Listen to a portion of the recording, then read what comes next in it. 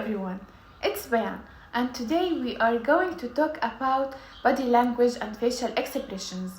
As we know, we are familiar with the word communication, but what does it really mean when we say two persons are communicating with each other? Are we talking about merely the speech they produce, their voice, their facial expressions? Well, let's find out. For example, right now I'm communicating with you. You can hear my tone of voice, you can read my facial expressions, and you can understand the speech that I produce. So there is the verbal communication, which is I say, and there is the non-verbal communication, which is the way I produce my speech, my hands movement, and my facial expressions. All of these features contribute to make the communication we do. And the ability to understand body language is a very important part of nonverbal communication. According to experts, these nonverbal signals make up 60 to 65% of our daily communication. So, from our facial expressions to our body movements, the things we don't say can still convey volumes of information.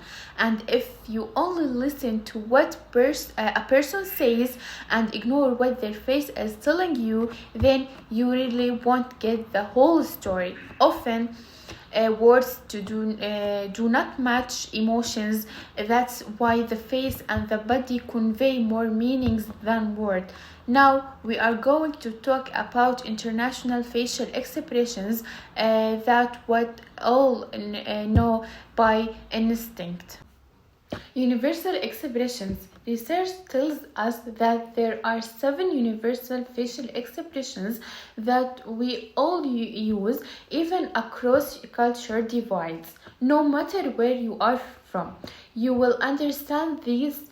They are happiness, surprise, contempt, sadness, anger, disgust, and fear. And now let's move to national gestures around the world. To us, this hand gesture might mean wait, but in Italy it's generally quite offensive if you show it to someone you are speaking with. It may mean something like, "Are you stupid?" The okay sample internationally, this means okay, or maybe the food is delicious. However, in Brazil, this is a very offensive and a vulgar insult. Maybe to us it means I will hit you. The V sign, to most people, the V sign stands for victory and peace, regardless which way our hands are facing. But in Britain, Ireland, and Australia, the backhand V sign is actually how they do the middle finger.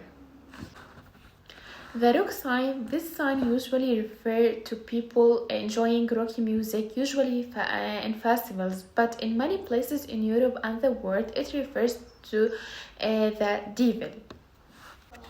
The thumbs up sign. The thumbs up sign usually say okay, fine, or very good, but it is quite offensive in Iraq and Iran. However, it is changing now because of globalization and the fact that the thumbs up sign is very popular and is used in a lot